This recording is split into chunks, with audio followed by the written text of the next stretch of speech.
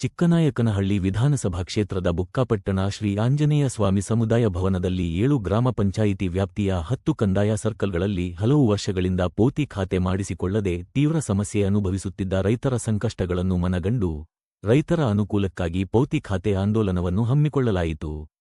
ಈ ಆಂದೋಲನದಲ್ಲಿ ಮಧುಗಿರಿ ಉಪವಿಭಾಗಾಧಿಕಾರಿಗಳು, ಶಿರಾ ತಾಲ್ಲೂಕು ದಂಡಾಧಿಕಾರಿಗಳು ಹಾಗೂ ಕಂದಾಯ ಇಲಾಖೆಯ ಎಲ್ಲಾ ಅಧಿಕಾರಿಗಳೊಂದಿಗೆ ಜೆಡಿಎಸ್ ಶಾಸಕಾಂಗ ಪಕ್ಷದ ನಾಯಕರು, ಜನಪ್ರಿಯ ಶಾಸಕರಾದ ಶ್ರೀ ಸುರೇಶ್ ಬಾಬು ಸಿಬಿರವರು ಪಾಲ್ಗೊಂಡು ಪೌತಿ ಖಾತೆಗೆ ಅರ್ಜಿ ಸಲ್ಲಿಸಿದ್ದ ಹಲವು ರೈತರಿಗೆ ಪಹಣಿಗಳನ್ನು ವಿತರಿಸಿದರು. ಇದೇ ವೇಳೆ ಸರಿ ಸುಮಾರು 100ಕ್ಕೂ ಹೆಚ್ಚು ದಾಖಲೆಗಳನ್ನು ರೈತರಿಂದ ಸ್ವೀಕರಿಸಲಾಯಿತು.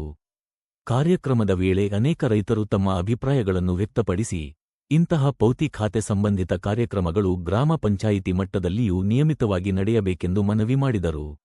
ಇದರಿಂದ ರೈತರಿಗೆ ಇನ್ನಷ್ಟು ಅನುಕೂಲವಾಗುತ್ತದೆ ಎಂದು ಅವರು ಅಭಿಪ್ರಾಯಪಟ್ಟರು. ಪೌತಿ ಖಾತೆ ಮಾಡಿಸಿಕೊಳ್ಳಲು ಅಗತ್ಯವಿರುವ ಮೂಲ ದಾಖಲೆಗಳು ಪೌತಿ ಆದವರ ಹೆಸರಿನಲ್ಲಿರುವ ಪಹಣಿ, ಮರಣ ಪ್ರಮಾಣ ಪತ್ರ, ವಂಶವೃಕ್ಷ ಹಾಗೂ ದೃಢೀಕರಣ ಪತ್ರ. ಪೌತಿ ಖಾತೆ ಮಾಡಿಸಿಕೊಳ್ಳುವವರ ಆಧಾರ್ ಕಾರ್ಡ್ಗೆ ಮೊಬೈಲ್ ಸಂಖ್ಯೆ ಲಿಂಕ್ ಆಗಿರುವುದು ಕಡ್ಡಾಯ. ರೈತರು ಈ ಸೌಲಭ್ಯವನ್ನು ಸದುಪಯೋಗಪಡಿಸಿಕೊಳ್ಳಬೇಕೆಂದು ಮನವಿ ಮಾಡಲಾಯಿತು.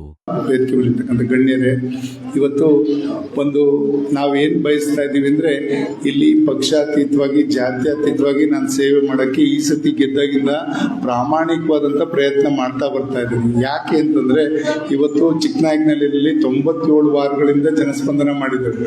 ಇಲ್ಲಿ 43 ವಾರಗಳಿಂದ ಸಿರಾದಲ್ಲಿ ಮಾಡಿದ್ದೇವೆ. ಜೊತೆಗೆ ಮನೆ ಬಾಗಿಲಿಗೆ ಮನೆ ಮಗ ಅಂತ ಕಾರ್ಯಕ್ರಮ ಮಾಡ್ತೀವಿ. ಎಷ್ಟು ಹತ್ರ ಜನಗಳಿಗಾಗುತ್ತೆ, ಅವ್ರ ಸಮಸ್ಯೆಗಳು ಬಗೆಹರಿಬೇಕು. ಯಾರೇ ಆಗಲಿ, ನಮ್ಮ ತಾಲೂಕಿನ ಜನ ನೆಮ್ಮದಿಯಾಗಿರ್ಬೇಕು. ಅವ್ರ ಬದುಕನ್ನ ಕಟ್ಕೊಳ್ಳೋಕೆ ನಾವು ಅವಕಾಶ ಮಾಡಬೇಕು. ದಿನ ತಾಲೂಕು ಆಫೀಸ್ ಕಲಿಯೋದು, ದಿನ ಸಿರಾ ಕಲಿಯೋದು, ಇದೆಲ್ಲ ತಪ್ಪಿಸ್ಬೇಕು ಅನ್ನೋ ಉದ್ದೇಶ ಅಷ್ಟೇ. ಎಲ್ಲರೂ ಇದನ್ನ ಅರ್ಥ ಮಾಡ್ಕೊಂಡು ಉಪಯೋಗಿಸ್ಕೊಳ್ಳಿ. ನಿಮ್ಗೆ ಏನ್ ಬೇಕು, ಯಾವಾಗ ಬೇಕು, ಪೌತಿ ಖಾತೆ ಆಂದೋಲನ, ತಿದ್ದುಪಡಿದ ಹೇಗ್ ಬೇಕು.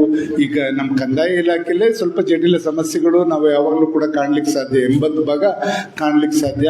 ಅದನ್ನ ಹೆಂಗ್ ಸುಧಾರಿಸೋದು ಅಂತಕ್ಕಂಥದ್ದು AC ಅವರು, ದಂಡಾಧಿಕಾರಿಗಳು ಕೂತ್ಕೊಂಡು ಈಗ ನಿಮ್ಮ ಸಮಕ್ಷಮದಲ್ಲಿ ಅದನ್ನೆಲ್ಲ ಪರಿಹಾರ ಮಾಡಲಿಕ್ಕೆ ನಾವು ನಿಮ್ಮ ಜೊತೆ ಇರ್ತೇವೆ.